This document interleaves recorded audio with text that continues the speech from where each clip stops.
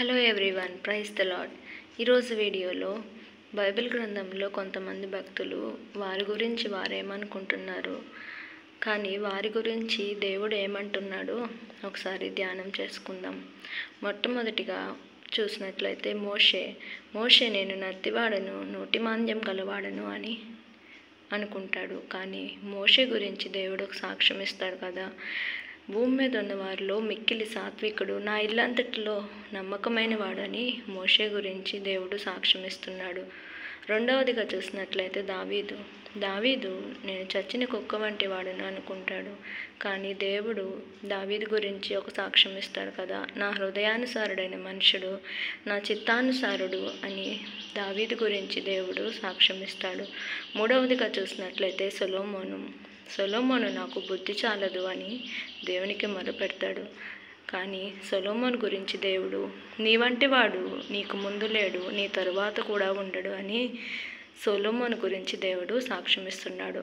నాలుగవదిగా చూసినట్లయితే బాప్తిస్మిచ్చే యోహాను యేసయ్యా నీ చెప్పులు మోయుటకు యోగ్యుడను కాను అని మొరపెడతాడు.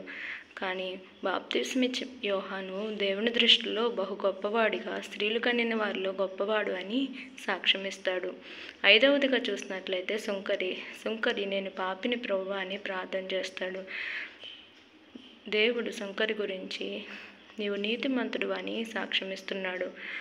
ఆరవదిగా చూసినట్లయితే పౌలు నేను ప్రధాన పాపిని అని దేవునికి మొరపెడతాడు.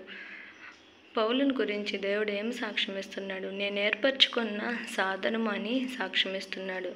యాకోబు నేను మోసగాడిని అని ప్రార్థన చేస్తాడు. కానీ యాకోబుని దేవుడు ఇశ్రాయేలుగా మార్చాడు. అబ్రహాము ధూళియు బూడిద వంటి వాడిని అని ప్రార్థన చేస్తాడు. కానీ దేవుడు అబ్రహామును విశ్వాసులకు తండ్రిగా చేశాడు. యోబు నేను నీచుడను అని అంటాడు.